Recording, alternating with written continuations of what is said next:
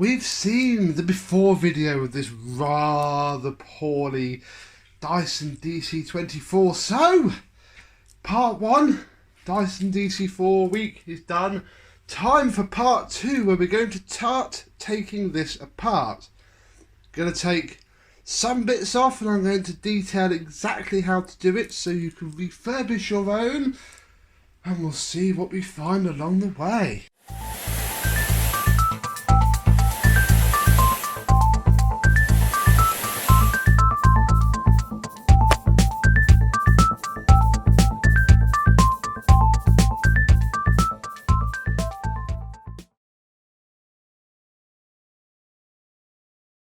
Yes, hello my vacuum cleaner chums. Oh, come this side of the camera. How are you today? You won't see my head because I have everything set up so you can see this. Now we know this is not a very happy little chappy. Time to start getting it all apart so we can get it washed and cleaned. So, today we are going to get everything off of the chassis. Got to get the brush roll off, motor out, cyclone off, cable off, wand off. Basically, rear pedals off, and everything that fits onto here. So, first thing, fairly simple. We should take the wand off of the machine, and it's mislaid my nice screwdriver with the wand. What I like to do is leave it fully alone because there's not a lot you can do to it. This is a pain to get on and off on the DC24. I've never split one, don't need to on this. It's already missing its cap, so that's fine. I suppose the one thing that you could do, if you were so inclined, is to remove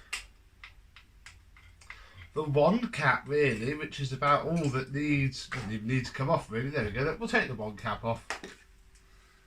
Oh, pop that here. I will have a screw card running throughout all of this. I have one already, but you may not. We have a pot for small bits. I need to go get a box for the big bits, actually. So I'll put those there for now, before we get any more big bits. We'll take the tool off and pull the bristles off. What I need to do is spend a little bit of time and get all of the fluff out of there. This is a very tedious job, but very, very satisfying when you're done. But I'll do that off camera. So there we go. Look, we even have our 2-in-1 tool split down. Take the cyclone off because we're not looking at that today. Should also take off the hose, which you push from the front, and then the whole thing pulls off. Hose is in good condition, but incredibly filthy, as you can see. So that is the first thing for our washing pile. We'll leave the floor head on for now, actually, because it's going to help it stand up. Because next we need to remove the cable. To remove the flex on a DC24 is very simple. There are 3 screws at the back. Undo all of those. 1, 2, and 3. Pop those in our card under switch housing so that they do not get lost. Problem with DC24s and 25s, about all of the upright big Dysons, is that all of the screws are different lengths, different head sizes. You can't just lob them all in the big pot like you can on the older ones. Now hold that, I'll flip them all back over, and then I want to be a bit careful so I can show you how it looks. Lift off the switch housing pack. Now that is what the switch looks like when it's together. You have the brush roll on, off and reset switch. In fact, no, this has its reset switch in the bottom, so this is just the brush roll on and off. Sometimes this is also the reset switch. and the power switch. So the power switch comes off with a little spring to go with it. So I'll put the spring in the pot and the power switch there, and then the on-off, the brush roll switch also just comes out, and you'll notice the location of the white cam with its spring. That all pulls out as well and can go into our pot. And this is now empty. I've tried before to take that off. There is no point at all. It's more than washable in situ. So I'll bring the machine back over and start to de-wire it. So pull the switches out. Now on these Dysons, the spray terminals are held in with little tabs that you push down and then they slide off. If you just pull them, they do not come, and you will rip the terminal out of the switch basically. So there we go. It's how you replace the on-off switch should you need to. I've never known these ones go, I'll be honest, but they are exactly the same, in fact, as any upright Dyson, old or new, so no problems there. We can now push out the cable, pull it out of its little terminal, and then you will notice this black box here. This basically just covers the neutral. The neutral goes straight down to the motor. So we have our flex off and out of the way.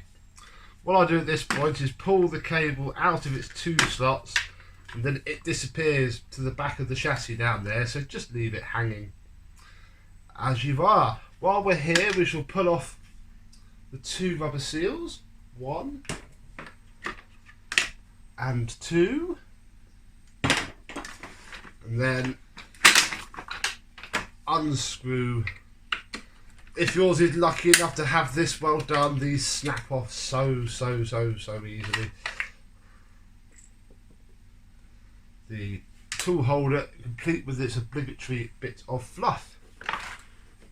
There we go, so that can go in there. That can go in there, right. Now we are going to have to take the floor head off. Simply get a flat blade screwdriver. I'm going to tuck that back up there just so it doesn't keep getting in the way. And lift up the plastic clip. And then pull off the brush roll housing. We should be looking at that on its own in a separate video. Oh, right. The next thing to come off is the wiring cover, which is under here. Okay, 3 screws. 1, 2, and 3.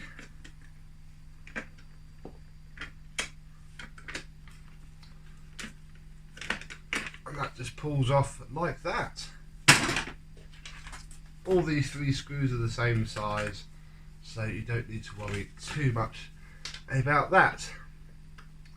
Now here is the switch that turns the brush roll on and off when you recline the machine. And this is held in with 1 little short screw.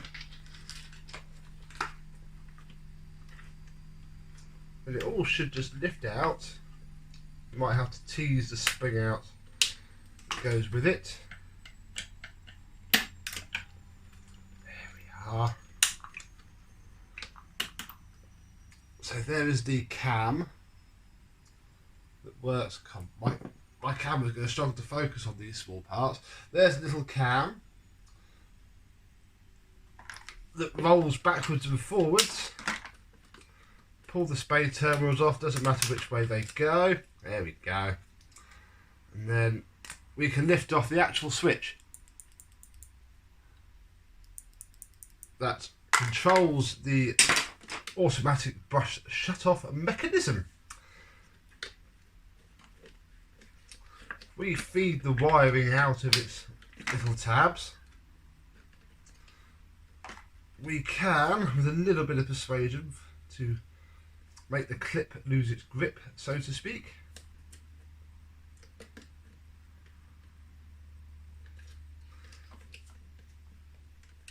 remove the plug. Now this is actually just falling out, which is quite handy. But there is a little white wire, the one that you can see now doing nothing, that needs to come out of this terminal block here. And it is quite simple. You just need to push something very thin up there, like a pin, and there's a tab on this side which comes out. So with that done, we can flip it over and remove the next part, which starts with popping this little side hose off. Just push it on. Sometimes these can be worn completely out where they've been dragged across furniture and so on and such forth.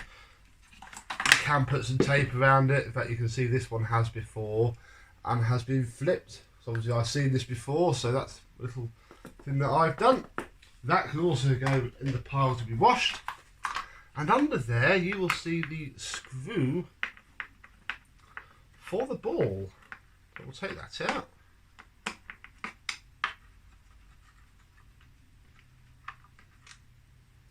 And pop that in the card. Then back over again for the other ball screw, which sits just here. Oh, I have to shuffle forward a bit.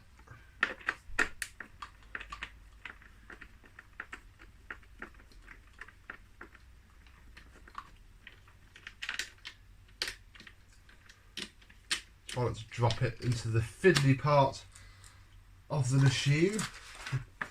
Then you should be able to recline its back and simply pull the ball off of the chassis, like so. It'll even go one step further now because the yoke will come off the ball. So we have the motor and the yoke off. We'll look at those in a second because we might get round to that in this video. Here is the seal. Crikey, that shouldn't be like that. That's all the dirt that's breached the cyclone. It goes in there. Right, little point to note is the way that the wiring goes. You'll see that the live and neutral will go up and the red goes back across to go to the switch housing. We can ignore that for now because we need to release the pedals. So here you will see there are two screws. One goes to the grey pedal, and you will notice that these screws we're taking out now have a little plastic washer. Very key to note. I put an asterisk on the screw card from where they go, just so I know. We can also take the red pedal screw out.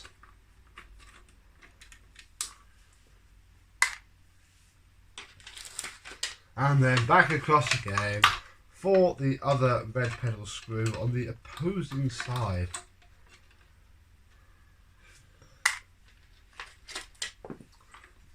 Then it should simply be a case of popping one side out and they almost come off. The red pedal comes off. This has a habit of snapping, so if you need to do your red pedal, that is how you do it. And then the grey pedal won't come off because of this spring. Note how it goes, because it only goes one way around. We need to have this off. It just pulls off on the pedal end. And there we go. Never take the wheels off because they are a complete sod to get back in. There is a very small circuit holding them on, but in experience it never goes back together properly. You can buy this whole thing for pennies on eBay from a scrap machine. There's just no real point in caring. Right, next I think we shall remove this side cover here, which has one,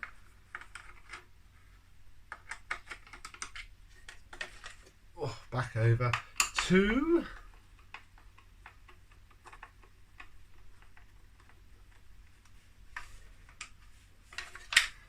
three at the top,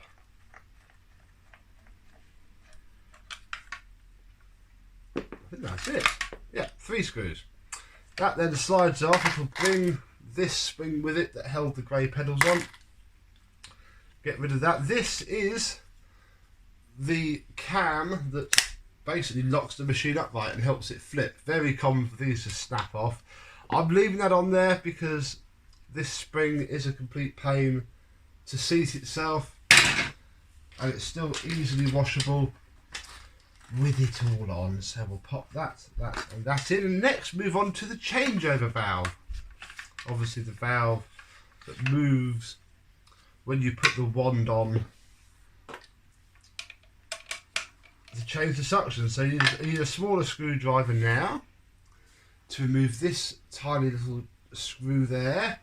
Pop that next to there like that. And then with a little bit of a sliding action, the changeover wheel can be removed. Now it's just a case of undoing 1,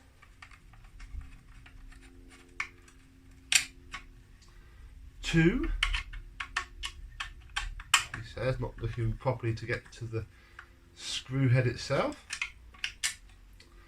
3.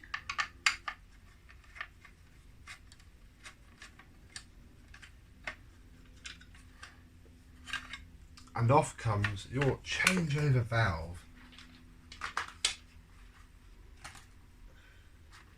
Now at this point the valve does spit out further. So you remove that screw there and push the plastic pin out.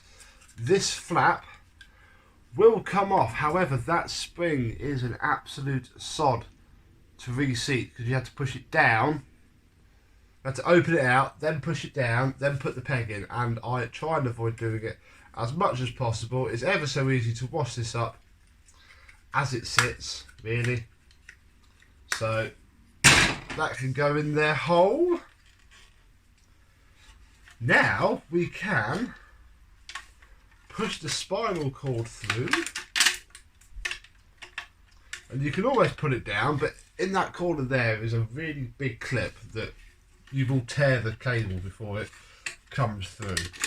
So feed it through, and there is our yoke wiring. You can obviously tell that they had a lot of the earlier grey cable left over when they did this, because this is very different to the steel that normally is used. Right, so you can get this little bit off now. And again, it's fairly simple. Take the hose off at the top on there, then you'll see that the whole thing slides up and down 2 plastic tabs on either side, and you push them through. They generally spring themselves out of the way, and with a little bit of a twist, the whole thing comes out.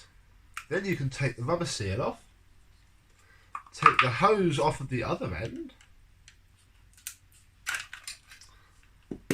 and voila! We have some more piles of bits, and that is as far as the chassis comes apart on a Dyson DC24.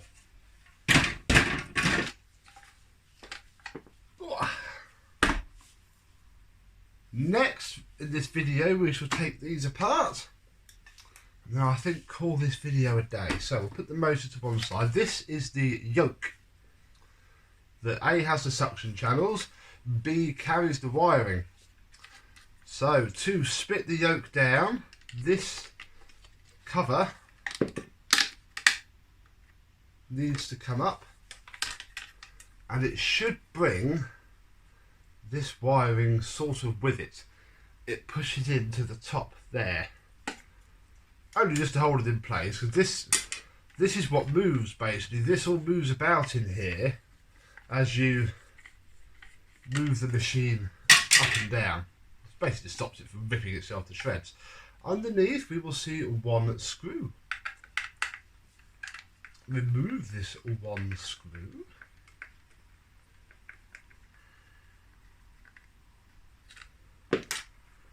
Like so.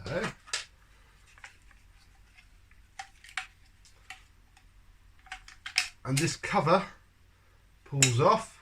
Sometimes it brings the wiring with it. So sometimes it doesn't, and then the actual plug comes with it for the yoke loom. So we'll pop that up there, pop that in the box. Next thing to come out is this pivoting bar, which is actually quite critical that it moves well, because this is what that locks into the head and stops the thing from moving. When it's broken, you know about it. And there's a little tab underneath, and you just pull it out, remembering that there's a little spring inside. And that's almost it. Well, that is this done. You can take that bit off there, the little hose connector, but there is no reason at all to do so. Let's get the motor out of the ball. Start by, it's being a bit tricky. Did I not put this back in properly after the before video? By any chance? Oh no, there we go. Because it was right by the red clip. Oh, we can remove my old sticker now that we are having to do this again after, it was November 2016, this is now June 2019. So there we go, that can go there. We'll take this filter out, which is only going into one place, and that is the bin. And then we can remove the 4 screws that hold the sides of the ball in place.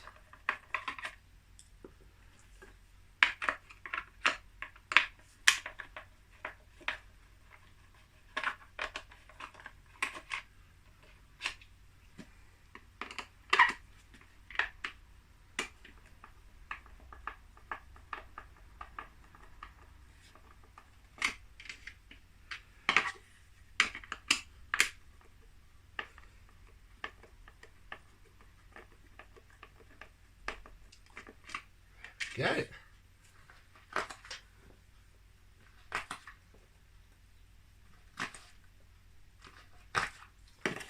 Then the ball shells just come apart. This is quite a key thing to watch here. This plastic brush, this one's a little bit loose, but not too bad.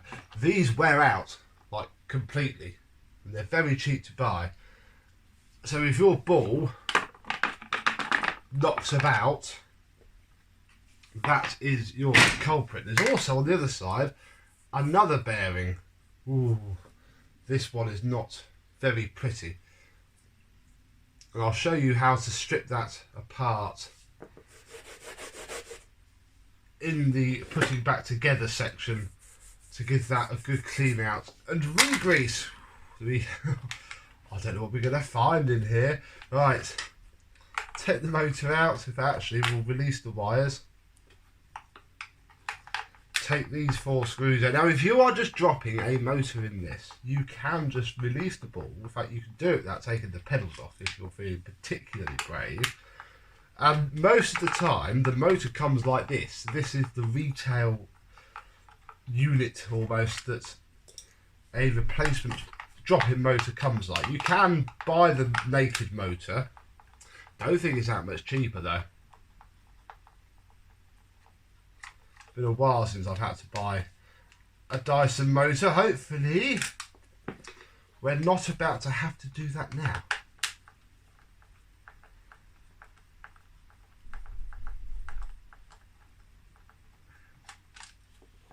There we go. Put these in the motor housing holes